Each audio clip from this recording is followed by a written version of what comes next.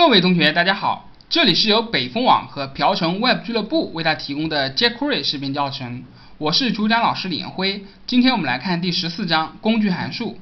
这节课呢，我们主要看一下测试操作、URL 操作、浏览器操作和其他操作。那么测试操作呢，主要是判断jQuery 封装的判断一些比较复杂的一些数据类型之前的一些什么字符串型啊、对象啊、整形啊都比较好判断。那么有些是比较难判断的比如说判断是否是个函数判断是否是个数组这边判断就比较繁琐。所以呢 jQuery 就封装了这些我们来看一下。好，把代码呢全部复制一份拉到这里来，然后我们只要打开这两个文件就可以了。把function这边呢我们先去掉，全部去掉，因为这边大部分就在这里操作就可以了。首先第一个，先写个 var， 我们先来测试一下这个是否为数组。那么它提供的全局函数呢是isArray 括号，把它写进去 arr， 然后呢我们在这边打开一下，打开，好 true， 那就这是一个数组。如果是1、2、3是个整数呢，它就不是一个数组那这个就比较容易封装好的。第二个 obj， 它要判断是个什么呢？它要判断是一个 function。好，那你要写一个函数，那这边我们要这么写，那我就写个匿名函数等于 function。那么因为它们返回的都是一个object， 所以呢你用原生的话，你要写很多，所以我们这里jQuery呢，它就封得很好，直接写 is function 就可以判断了。括号 fn， 刷新一下，也是 true 可以看出来，它也是一个function。下面一个判断是否是一个空的函数空的对象。对象很好判断，就是 type of object 就可以了，对吧？那空对象怎么判断呢？里面什么都没有，那么通过 is empty object 就可以判断。试一下，如果是一个空对象 obj 等于空的，我打印出 is empty object 括号 obj， 好，试试看是否为 true， 那是为 true， 那我给它加点东西呢，比如说 name 等于例，刷新一下就是 false 了。那这个里面封装的还是比较有用的判断它是否为空的对象。好，下面继续看是否为这个纯粹的对象。那纯粹对象这个含义是什么呢？大家注意了，是否为纯粹对象必须要由这个花括号或者 new object， 而且不能传参数的情况下创造的对象叫做纯粹对象，其他的都不叫纯粹对象。我们来试一下。比如说 var obj 等于圆括号，而且是个空的，对吧 ？is play object 括号 obj， 那么这个呢应该是一个纯粹的对象。那么还有什么形式是纯粹对象呢 ？obj 等于这个什么呢 ？new object， 把上面覆盖了，试试看，刷新也是 object。那么如果是 obj 等于 window 呢 ？window 是内置的一个对象，它不是通过这两个生成的，所以我们来看一下，它就变成 false 了。那么还有一种情况呢，也不是，就是说你传参了。那为什么传参就不是了呢？我们试试看，传一个 name。好，大家注意我这个情况下我打印出的是obj 和下面这个 obj 有什么区别？这个是个纯粹对象，它返回的应该是 object， 就是个对象。那么这个呢，其实我们学 JavaScript 的时候，我们知道它已经变成一个字符串了，对吧？已经变成一个字符串了。所以呢，下面呢就不应该是纯粹的对象了我们试一下。第一个呢是一个 object， 那么第二个呢就打印出个 name 了，也就是说这边得到的值已经不是个对象了不是个或者说不是个纯粹的对象了，已经是打印出来的就变成一个 name 字符串了。所以呢这边要有所区别要有所区别。好，下面我们继续看，来看一下后面还有哪些。后面还有这个判断一个节点是否在另外一个节点里面。好，那这个呢也是非常好用的一个东西。首先是一个 box 啊，我在里面呢我嵌套一个 box。好，然后呢我们是这么写的，这个我们直接打印啊，打印出点上括号，这个第一个是包含的节点啊 ，DOM 节点，那就应该这么写，而且是要原生的 DOM 的对象，点上一个括号，直接括号就行了 ，box 点上 get 0吧，然后逗号，第二个呢是要原生的啊，这边要传原生的，点 get 括号0，那这样子就对了。好，试试看。刷新一下就变成 true 了啊，就是说我这个 box 呢是包含在我这个 box 里面的节点 ，OK， 没问题。好，下面继续看，下面3比较简单，一个是 type 判断数据的类型啊，不应该叫判断，叫输出数据的类型。点上一个 type 括号，我写一个叫 var 等于，比如说这个会什么？这个其数组在 JavaScript 中，它也是应该说也是一个对象啊，但是它这边就会显示一个 array 啊 ，s 数组啊，没问题。再来一个 obj 等于 obj， 试试看，object 啊，可以大家自己去试一试。好了，那么下面 is numeric 啊，判断是否是数值 ，number 等于 1.2.3， 打印出，点上 is numeric 括号 number， 试一下，应该是 true 啊 ，true 没问题。后面一个判断是否是指向的 window 对象，那么 win 等于比如说我就让它直接指向啊，有很多情况下啊。很多情况下，你很多闭包对吧？它就跳离了这个什么这个作用域，然后就指向了 window， 所以就可以用这个东西来检测，就是点 is window， 如果是 window 的话怎么样，那就直接通过它来测试。等于 true 没问题。好了，那么测试操作呢，就提供了这么多啊，也够用了。其他没有用，没有说，比如说判断一个对象啊，因为它在 JavaScript 里面本身就可以判断，所以这边就没有。它封装了是不是很好判断的？好，下面是 URL 操作呢，我们在上一章呢已经讲过了，就是将对象的键值对呢转换成 URL 的键值对，试一下就可以了啊。var obj 等于 name 例edge 100，然后呢，我打印出让它转换成字符串的，就是 URL 的键值对，因为 URL 的键值对跟字符串键值对还是有区别的。URL 在每一个键值对中间加一个这个连接符啊，加了一个连接符，所以它叫 URL 的字符串键值对。那么第4个就这么简单。那么第5个呢？第5个其实后面我们基本上不怎么用了啊，我们只是了解一下，叫做浏览器的检测。那么在早期的浏览器中呢，有分 R1 和 W3C 啊。那么 R1.678 呢使用频率还比较高，所以呢早期的 jQuery 呢提供了一个就是检测浏览器工具的对象。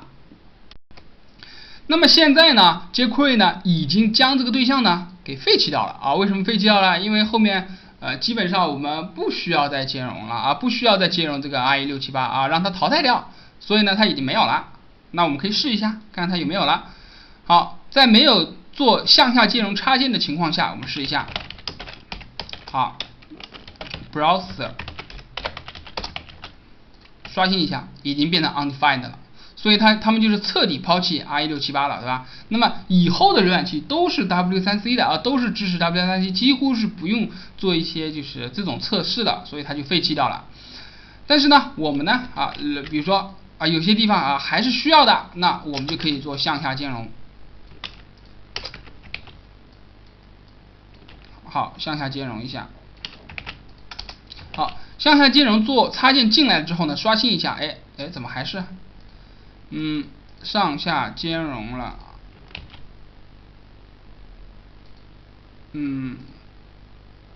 少一个 R。好，这边呢有个错误啊，我们先把它去掉。大家注意啊，我 Ctrl X 裁剪掉，因为刚才一个单词没打对。我们再刷新一下，那还是 undefined 啊，注意了，还是 undefined。那我把它加进来之后呢，我再刷新一下，哎，现在有了 object， 那么它就可以用它的一些东西，比如说最简单的，我要判断是 IE 浏览器，当然判断的是 IE678啊，那我们就点上 MSRE， 看看是不是等于 true 啊 ，MSRE， 火狐浏览器就是 undefined。那么我们要打开 IE，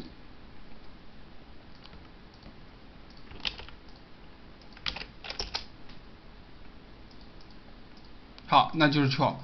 那么它的版本号呢？好，它的版本号再加冒号，加上一个，刷新一下啊 7.0。好，我们这边用的 7.0。OK。那么火狐浏览器用的是 Mozilla 它的这个引擎，所以你只要测试它，就得到的是火狐。那谷歌浏览器呢，采用的是 WebKit， 你用它测试的是谷歌，其他的呢都是跟浏览器名字相符的。好，我们可以试一个火狐吧。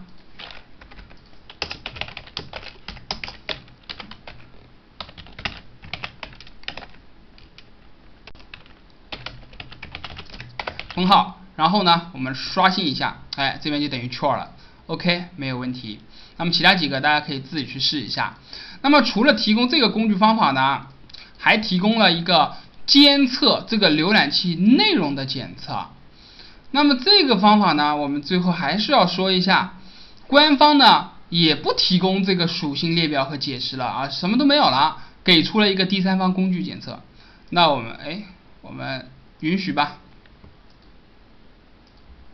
好，我把它复制一下吧，允许。这个地方我看一下，把它复制一下。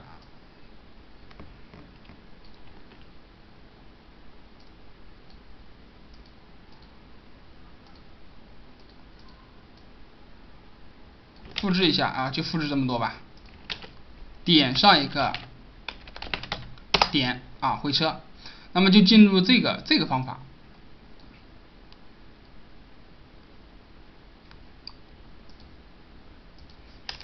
好，刷新一下，速度有点慢。那么这个方法呢，大家看啊，哎，已经没有任何解释了。那么它推荐一个第三方工具，所以呢，这个呢以后呢可能用的也基本上可能也要废弃了啊，可能也要废弃，但是目前还是有的。那么这边呢，我们做个最简单的例子去了解一下，它的属性其实挺多的，你用 for in 把它的属性全部打印出来，自己去了解一下。那我这边呢就做一个小测试，就是通过这个透明度了解一下它的用法就可以了。比方说，打开这边的 CSS， 我们把这个 box 呢设置一下颜色 ，box 括号长度100px， 高度100px， 颜色为红的。好，这个没有问题。RE 和火狐，那如果我想设置它为透明度的话，那其实 W3C 和RE 呢是有区别的。这边只要写 0.5 啊，所有的支持 W3C 的就会变。那么 RE 呢没有任何效果。那么 RE 它是通过的滤镜，对吧？